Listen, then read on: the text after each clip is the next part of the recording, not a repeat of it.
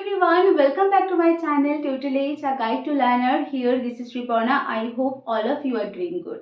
So today we are going to discuss one of the most interesting topic from the chapter Higher Education System, that is some constitutional bodies of India. Okay, so we have already discussed in my last session on paper 1 higher education system, some important topics from higher education system. So today we are going to discuss some important constitutional bodies from this same chapter. Okay. So here we can already see there are 7 constitutional bodies. Okay. So the first one is here we can see UPSC. So UPSC stands for Union Public Service Commission. Okay. Because U for Union and PSC, full form of PSC, that is Public Service Commission. The second one is SPSC, and that is most important of the state, of the every important state, every state basically. So what is the full form of SPSC? So the full form of SPSC, that is State Public Service Commission, because PSC the same, the full form of PSC is same with Union Public Service Commission. So SPSC, that indicates State Public Service Commission. For West Bengal, the Public Service Commission of West Bengal, that is WBPSC, West Bengal Public Service Commission. Okay. Now going to the third one. So the third one is Election Commission, most important constitutional body nowadays. Now going to the fourth one, that is Finance Commission. Fifth one is CAG. Sixth and seventh ones are Attorney General of India, and the last one, that is Advocate General of India. I think the name of constitutional bodies is clear to everyone. So now going to the detailed discussion on some important constitutional bodies in India. So now going to the next part.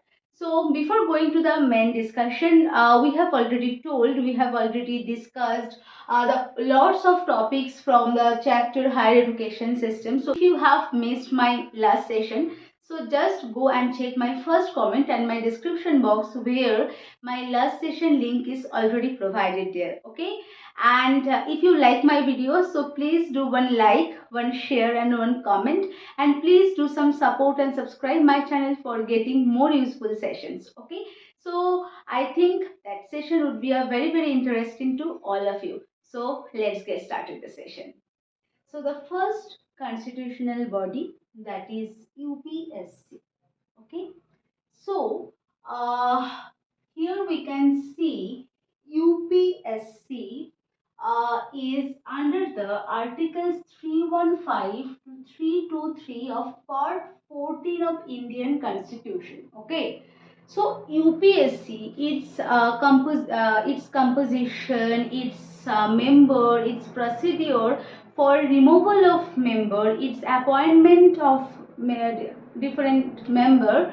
So all are its power, its function, all are included under the article number 315 to 323 of Part 14 of Indian Constitution. And Indian Constitution basically relates UPSC as a central recruiting agency. Here we can see UPSC is a central recruiting agency, and it is a independent constitutional body also. Okay. Now going to the next one, we have already told the appointment of different members of UPSC, procedure for appointment, procedure for removal of member, and its power, functions, all are included in the Indian Constitution. But member and the chairman of the UPSC are appointed by President of India. Okay. So member of UPSC and member and chairman. Okay. That is chairman are also appointed by the President of India. Okay.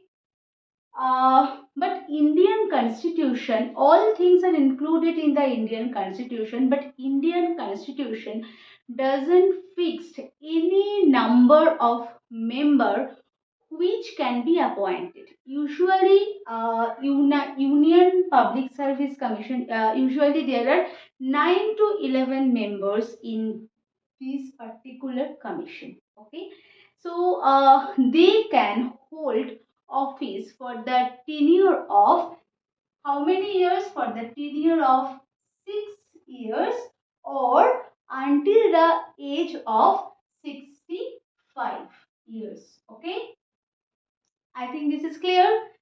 And now going to the next one, next constitutional body, that is SPSC, and which stands for State Public Service Commission. So before going to the next thing, so at first we have to discuss what is the basic thing of SPSC. Okay, so SPSC is basically a state recruiting agency. So UPSC is a central recruiting agency and SPSC is a state recruiting agency, and that is the difference between two commission. Okay.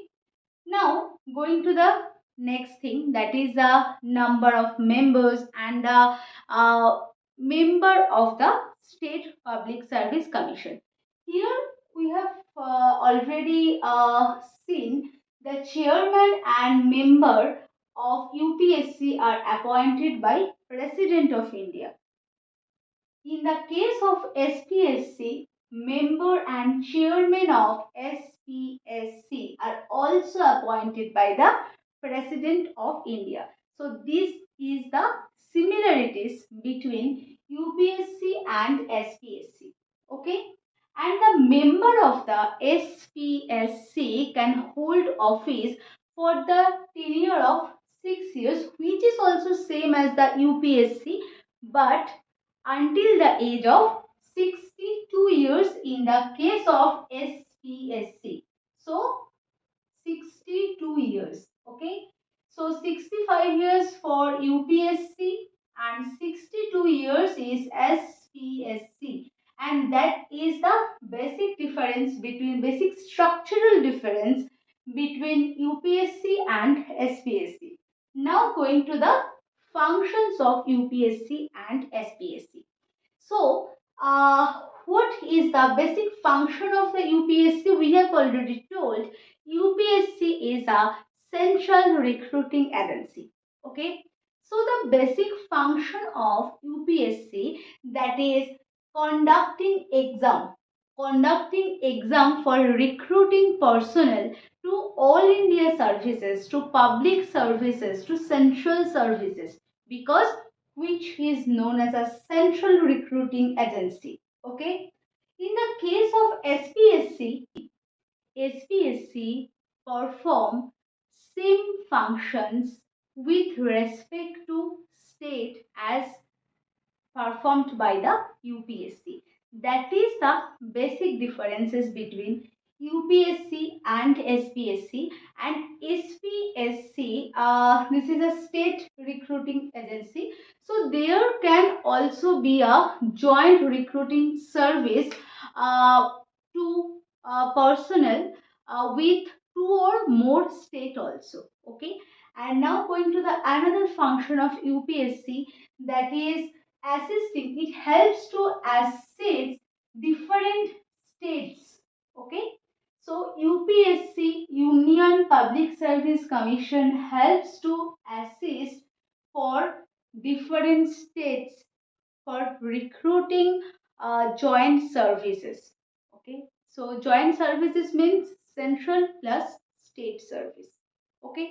I think this is clear, and I think this is structural and functional differences between UPSC and SPSC is clear to everyone. Now going to the next constitutional body, Election Commission. Okay. And the fourth one, that is Finance Commission. So at first we have to discuss Election Commission. Okay. What is the role of Election Commission? What is the structure of the Election Commission, etc. So here we can see the Article 3 to 4 of Indian Constitution mentions Election Commission. Okay. So it provides, Indian Constitution basically provides Election Commission has power of superintendence, direction, control of election to the parliament, state legislature, office of president and vice president of India. Okay. So here we can see election commission has uh, some members. Okay. So there are three members. Okay. So the election commission has one chief election commissioner and two other election commissioners, and who are appointed by the president of India. I think this is clear what is the member structure of election commission. Okay, so now going to the detailed structure of the election commission. So from 1950 to 1989, election commission has a single body commission. Okay, because it had only one chief election commissioner. Okay, but in 1989 to 1990, it had one chief election commissioner and two other election commissioner. Okay, so now making it three-member body. Okay, but in 1990, it was a single member body again. Okay, but now since 1993, election commission was a three-member body. So it has one chief election commissioner, two other election commissioner, and all members are appointed by the president of India.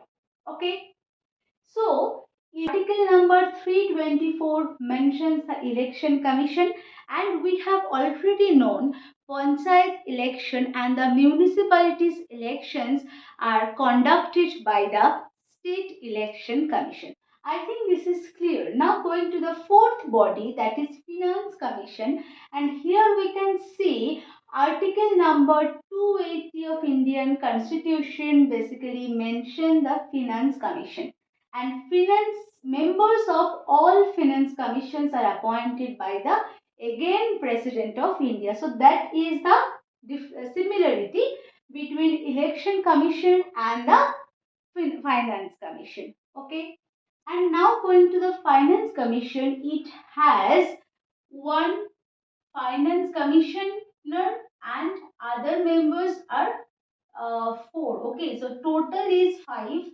and all are appointed by the president. Okay, so now going to the some recommendation of the finance commission. So here we can see the first one, that is distribution of net proceeds of taxes between central and tax, and that's why it is known as vertical devaluation. Okay, now going to the second one, that is allocation of net proceeds of taxes among states, and that is called horizontal devaluation. Okay. Now going to the third one, that is finance commission helps to govern distribution of grants in aids to different states. Okay, so that is one of the most important recommendation of finance commission. And the last one, that is any matter which is referred to it by the president, so which is also important for the finance commission. Next two important constitutional bodies of India.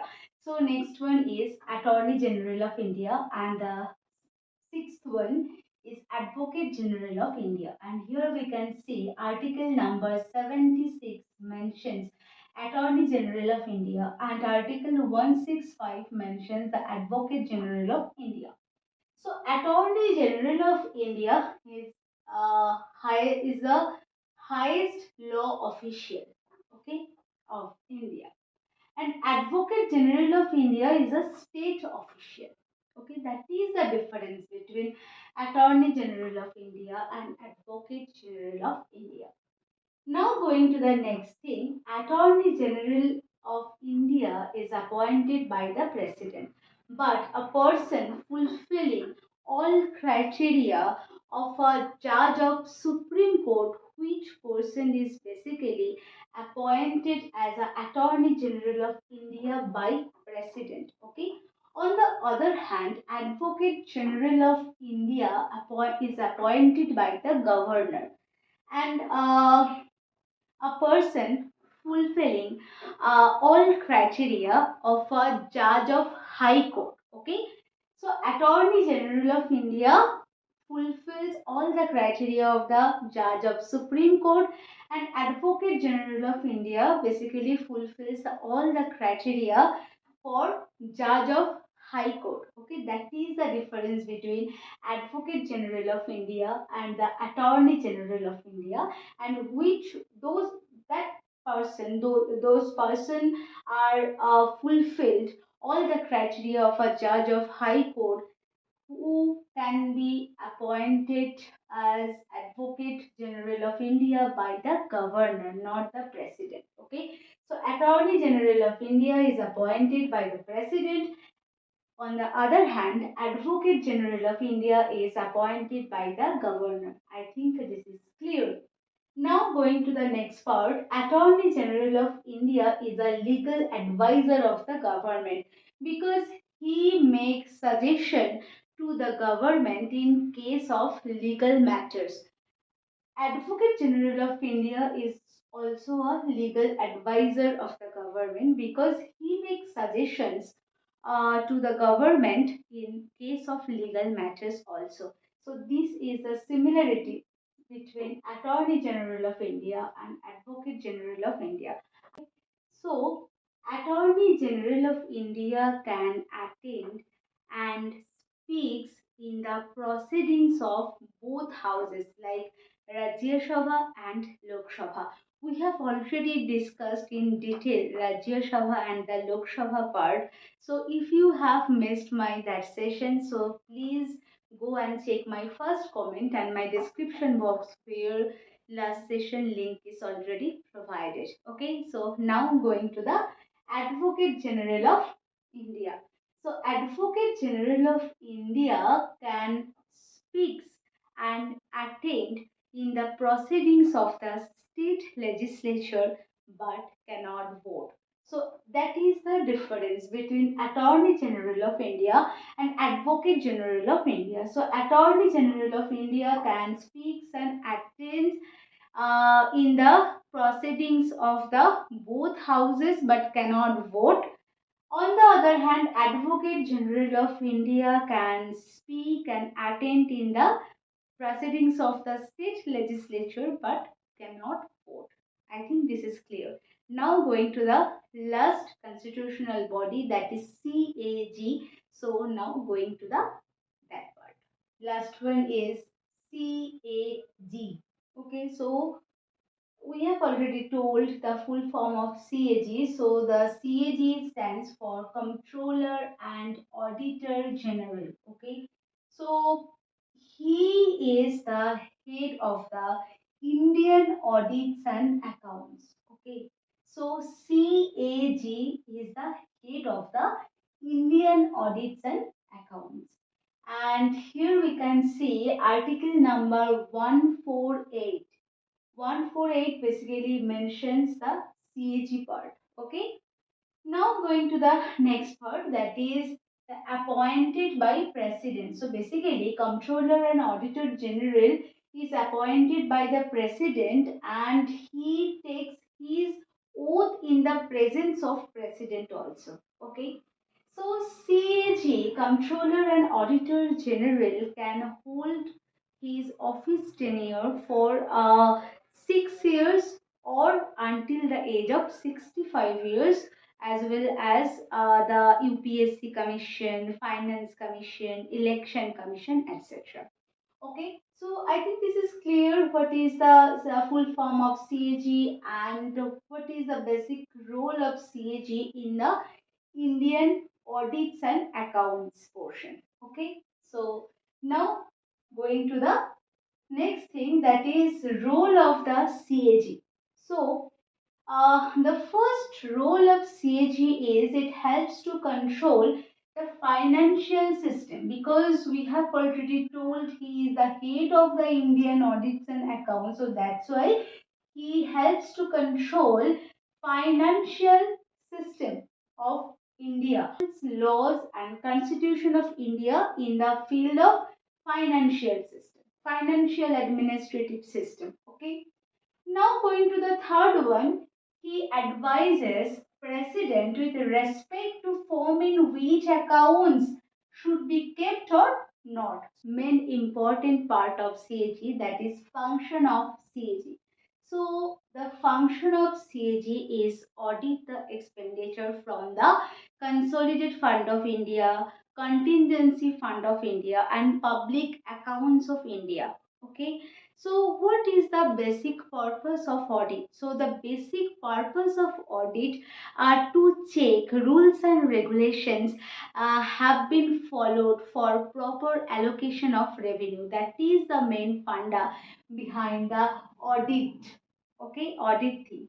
So that he means controller and auditor general basically audits transaction of the government, and he compiles and maintain the all transaction records of the government. Auditor general submits every year uh, state report and central report to the state governor and president respectively.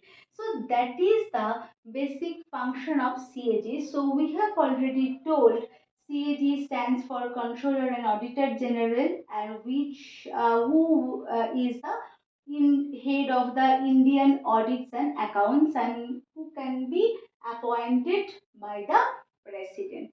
And these are the main important roles of CAG, and we have already told the basic function of CAG is audit the expenditure from the different funds like Contingency Fund of India, Consolidated Fund of India and Public Accounts of India. Okay, so I think this is clear to everyone. We are done for the today's session. So if you like my video, so do not forget to like, share and comment, and please do some support and subscribe my channel for getting more useful session, and please press the bell button for getting notification as soon as possible from my side. I will come again with a new topic, new session. Till then, stay tuned, stay connected with me, keep commenting. Happy learning.